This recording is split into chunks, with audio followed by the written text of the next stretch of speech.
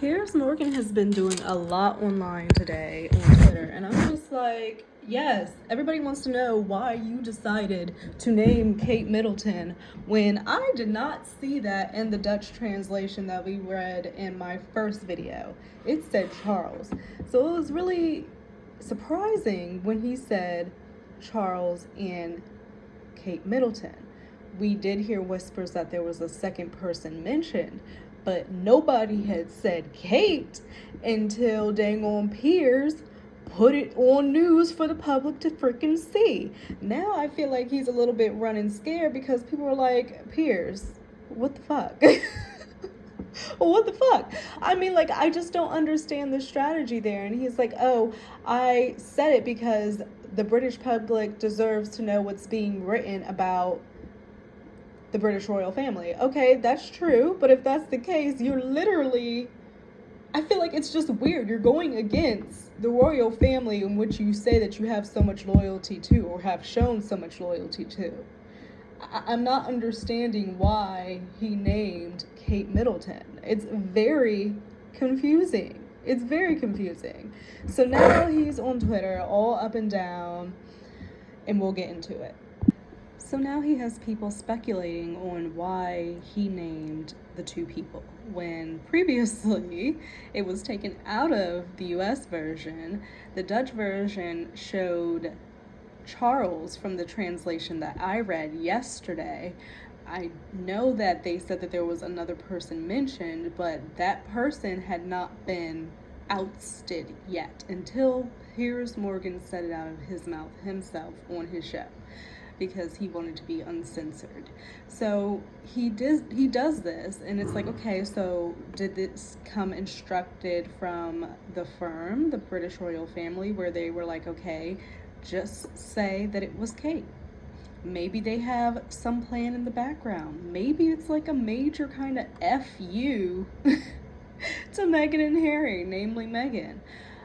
Like, maybe people are saying this whole situation in theory with William throwing his father and his wife under the bus because he's trying to make room for him to be king and wanting to, because he's very eager to get into that position, and he potentially might want to bring in another wife. This rumored, I believe they say her name is Rose, but I guess what they're saying is because this, I guess Piers's point is that because this Dutch translator who worked with Omed on the book is insisting that the names of the two royals were in the manuscript she was sent, that because it was written on paper, just because it may have been modified at actual print, it was written in the manuscript this Dutch translator was sent. So because of that, Piers feels like he needs to let the British public know, and it's Meghan and Harry's fault because people believe that this book is the work of Omed and Meghan together, sitting down, having a conversation, and sharing tea.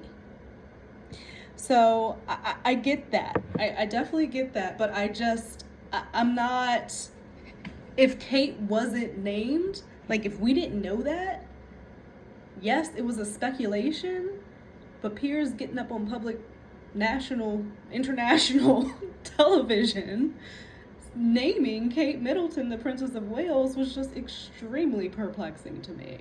But the Princess of Wales is showing her unbothered side. She is out and about at the Royal Variety Show this evening, looking lovely in this, it looks like a teal blue. It is an interesting silhouette with the shoulder pads, the pointed shoulder pads, and it has long flowing sleeves with slits up the middle to kind of give that dramatic draping look. Obviously it's tailored to her beautifully. No crown, no tiara, nothing like that. Her jewelry is, I can't really see it in this picture, but it looks more understated, but it is definitely dazzling. It's shining, whatever she has on. And then she has a pair of matching, it looks like maybe suede pumps.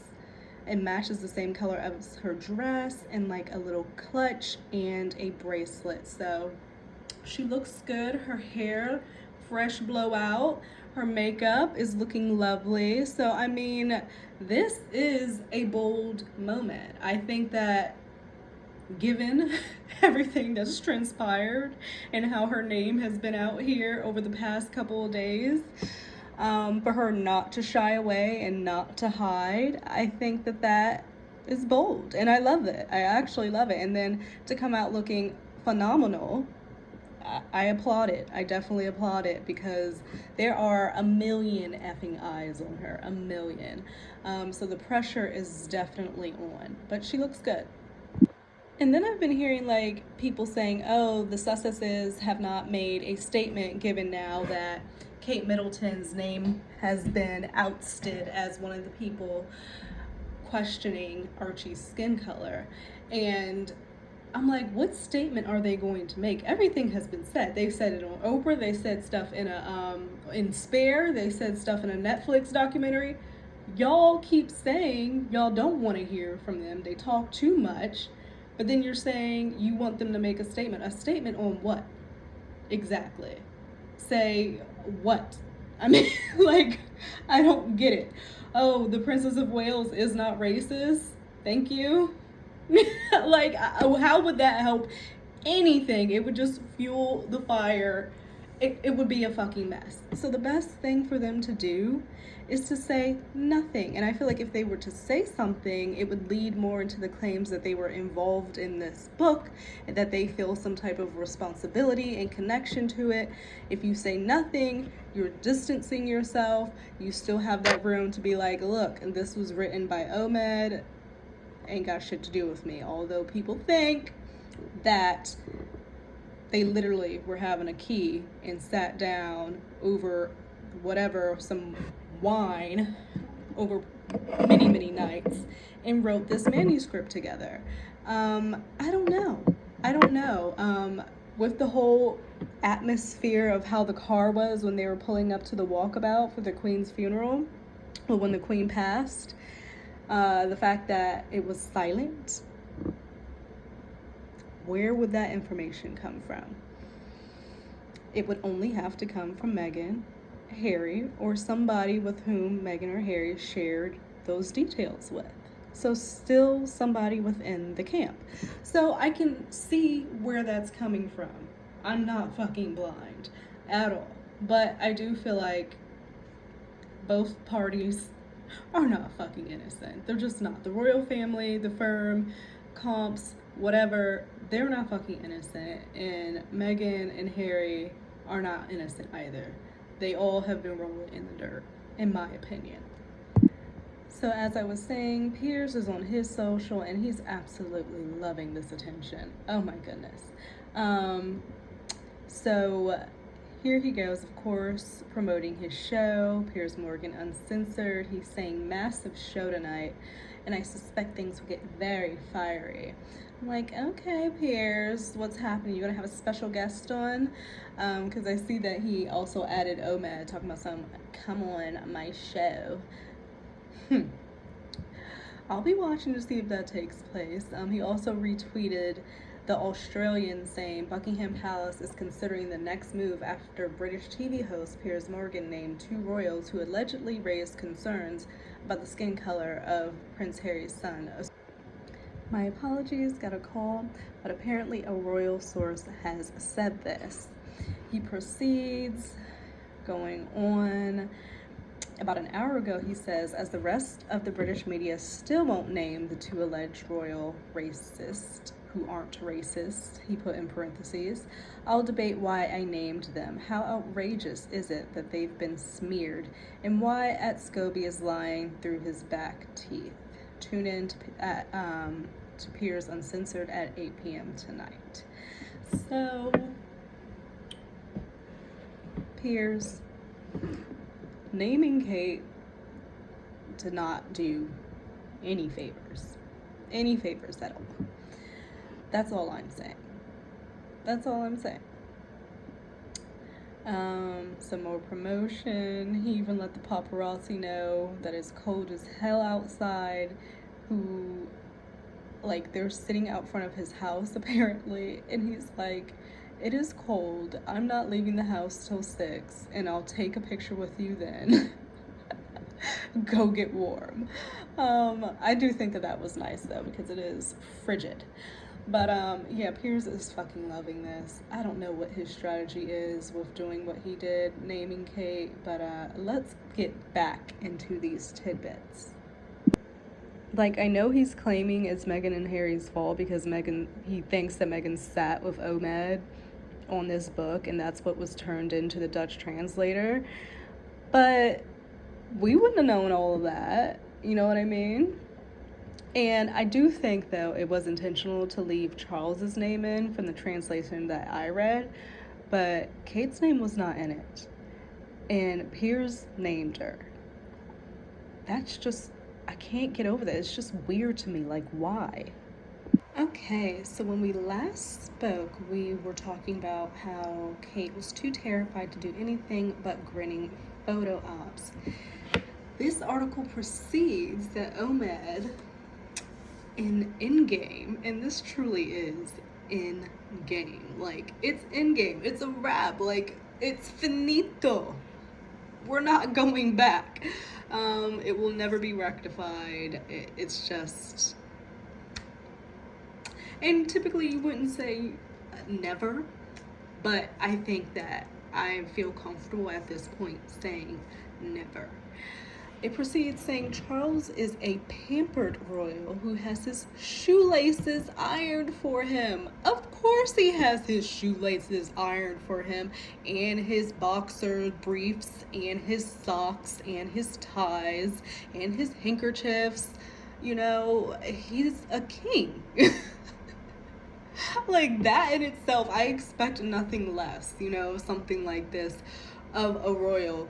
That does not surprise me that he's getting his damn shoelaces ironed. I will say, does it look good out here in a book while a lot of people in this world are suffering right now because of inflation? Everything is expensive as hell.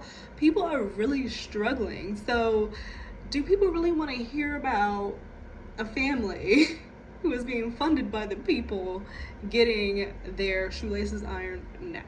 No.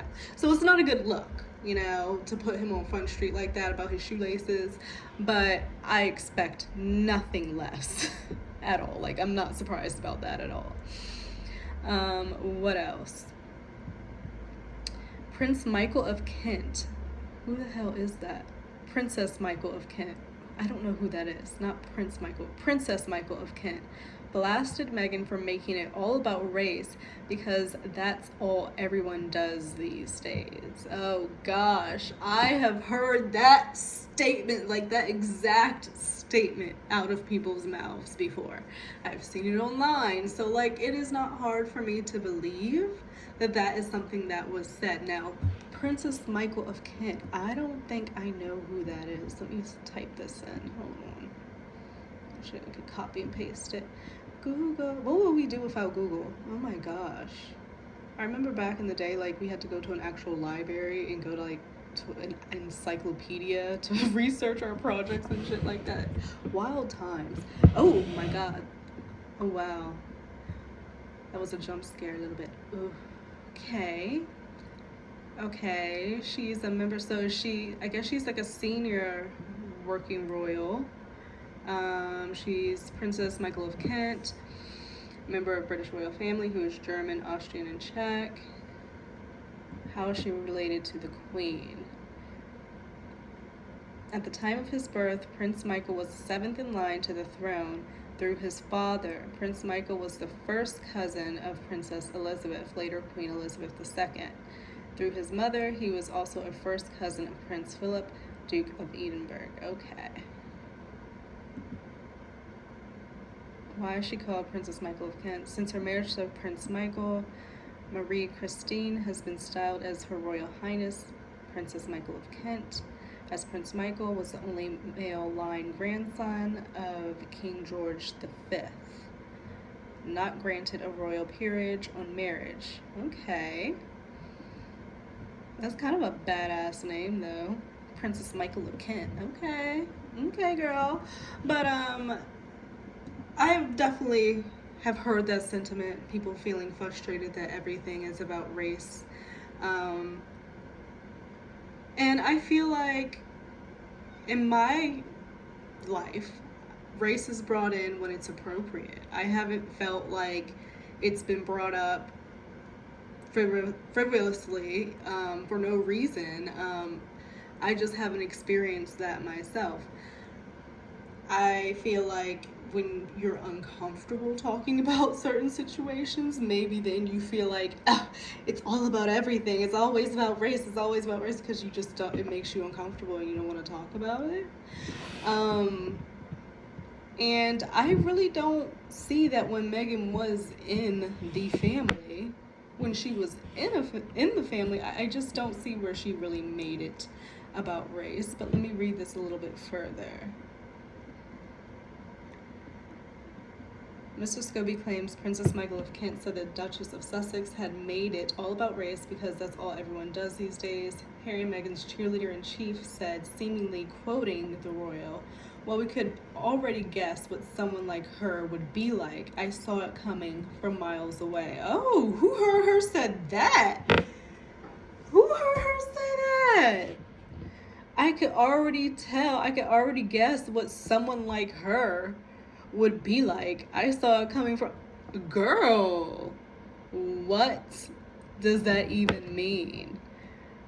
They need to start putting names to this shit because I am kind of sick of this anonymous stuff. Like, you want to be a source, you want to put your name to it if you're bold enough to talk about it, because, like, who heard her say that? Princess Michael of Kent. Oh, Lord. Princess Michael has never been much of a fan of Prince Harry's wife. She's 78 years old. What else?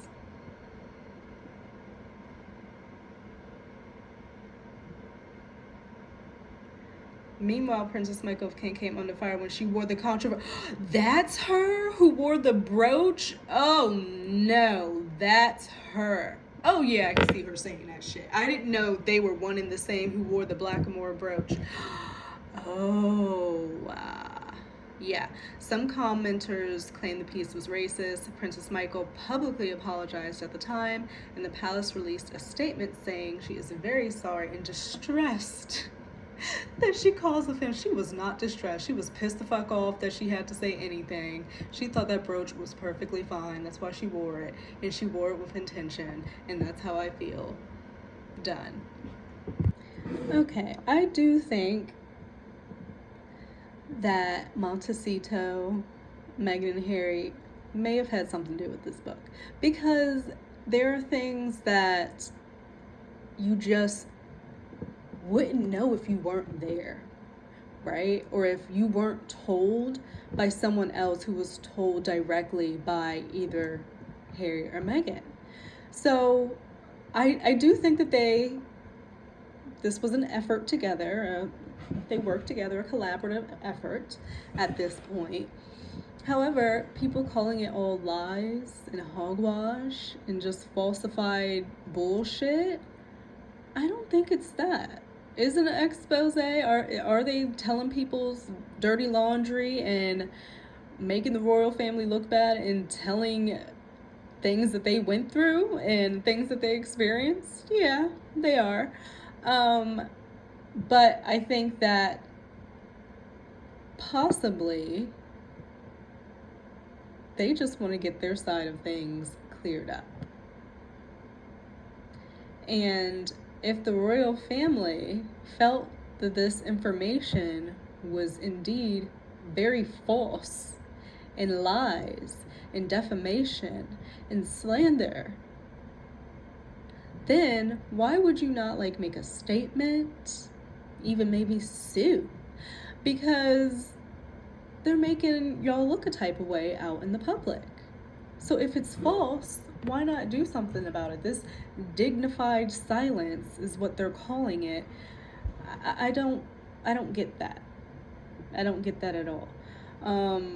When someone's claiming that you're racist and talking about how you're incompetent and just trashing you. And you know that's not true, and it's just bold-faced lies, and you're just not gonna say anything about it. Okay. All right. We'll see. They have been very silent to every single thing that they have put out. The Spare book, the documentary. So I wouldn't be surprised if they say nothing with this, but if they don't say anything, people are going to be led to believe more so that it's true. Some people, of course. I know there's a mass amount of people who fucking can't stand Meghan Markle and Harry. But some people, it may put them on the other side of things if the royal family doesn't come out and say anything. Because it says Charles was cold and brief, an awkward phone call with Harry after the release of the Duke's memoir. How would Omad know about a phone call with Harry and Charles unless he was told? Like, I'm sure it can be distance out. Harry told someone who told someone who told someone who told someone who told Omad. Like, it could be a situation like that, or it can be a lot closer, but it came from the Montecito camp. Oh my gosh, this is crazy. Like, who would have thought the royal family would be in like this drama? Legit drama. Because how would they know that? So apparently Prince Harry called his father, Charles, following the release of his memoir Spare, but their conversation was awkward and the king was cold and brief. Damn. And Harry probably just wanted like some type of something from his father, like having maybe Harry thought that he saw excerpts and saw his struggles, and maybe said, you know, son, I didn't know you were struggling like that. I'm so sorry. Like, you want to talk, like anything, something, just showing some type of care or concern. But no, awkward and cold and brief. It says Endgame quoted an unnamed friend of the Duke of Sussex who said, see, and that's why you gotta watch who your fucking friends are, because why is a friend talking to Omad about a phone call between a father and a son? That's personal. Can't trust nobody. So this unnamed friend of the Duke of Sussex who said that Charles was not open to any proper dialogue. Damn. A friend of Harry's had encouraged him to call Charles after the book came out in January, which the author said followed months of the king keeping his distance. Damn.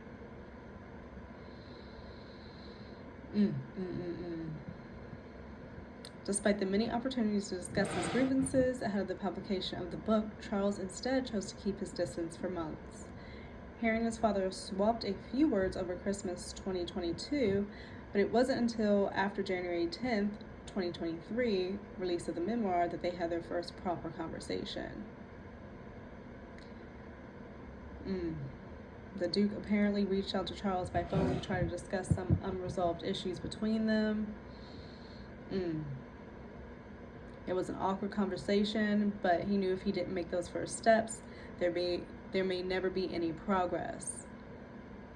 There were no raised voices or arguments, but the king was cold and brief, and rather than open to any proper dialogue. Mr. Scobie says the lack of significant resolution or outcome from the discussion showed that Charles had once again wasted an opportunity to take the upper hand. Exactly, that's what I'm saying. Like, why, as the father, as the king, are you not fixing this shit? Take the upper hand. Take fucking control. You can make this whole... You know what, I'm done saying that, because what the fuck? What the actual fuck? Yes, like it says, let bygones be bygones for the sake of family harmony. But that could not be so. Okay, so it proceeds. The king branded Harry a fool after the Duke's Netflix series, as palace aides had heads in their hands after it was released. Ooh. So they were all sitting around the break room. They had rolled the TV in, put on Netflix, and sat there and watched their series and were in distress with their hands in their head. Oh my goodness. Now, where would Omed get that tidbit? Because by that point, Meghan and Harry are already in Montecito. So this tidbit had to come from somebody inside of the palace walls, right? Or from the camp of Kensington Palace. So I really do think they are all rolling in the mud. People from both sides, the extensions of the Harkles, the extensions of the Wales, the people that they're talking to, their aides, all the people who can't keep their mouths shut, okay? They're all in this together and nobody is innocent. So that's why I'm like, they're always, all these people are trying to point fingers and put the blame on this person, all of them are guilty, quite honestly. In the book, King Charles is also sensationally accused of branding his son Prince Harry that fool following the Duke of Sussex bombshell Netflix documentary. Harry made a series of allegations against the royal family in the series, released in December last year as part of his $80 million deal with the streaming network. Like, who would tell Scobie that the king called Harry a fool? Like, that comes from somebody high up, like a valet or something. Like, how? That's not coming from Montecito camp, I don't think. It probably got back to Montecito camp, but it didn't come from there. This prompted a furious reaction from his father, according to a new book about the royal family by Scobie, the royal author dubbed Meghan's mouthpiece. An excerpt from the book, due to be released tomorrow in The Sun, says Scobie, the palace aides' heads were in their hands and their migraines were brewing. The show took the wind out of everyone's sails, says one aide. See, it's the aides talking. Potentially, allegedly. Or maybe they're just saying that it's the aides. Put it on an aide.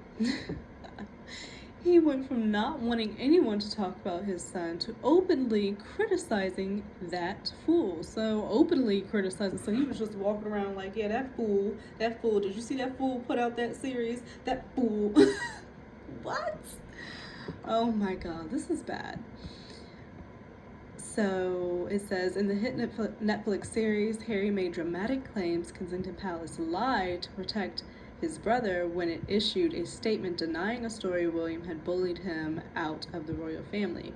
He accused Charles of lying at the tense Megxit crisis meeting with the Queen in January of 2020. Both Buckingham and Kensington Palace have remained silent over Harry's allegations in the series that the Prince of Wales left his brother terrified after screaming and shouting at him during Sandringham Summit. Y'all, this is a mess. There's a lot of moving pieces. There's a lot of layers. But I think that the royal family is going to do as they have been doing. Staying silent. I don't think they're going to say shit. Okay? Kate is going to go on. She's at her variety show.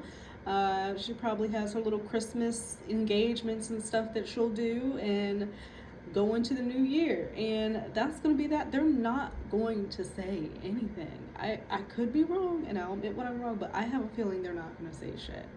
So I think this is part 3 at this point. There's still much more to go. As I told you, this article is very lengthy. The audiobook itself is like 12 hours, so I'm trying to keep these videos kind of 30-minute-ish. So I will be back possibly tomorrow, if not then on Saturday, with another video. And thank you guys so much for clicking on this video, for watching, for taking your time out of your day to listen to me just talk mad shit about people that I do not know and have no clue I exist. But it is fun and I enjoy it, and I am just very grateful for anyone who clicks on these videos. So thank you so much, especially if you've gotten to this point. I appreciate you. So I'll see you in another video. Bye.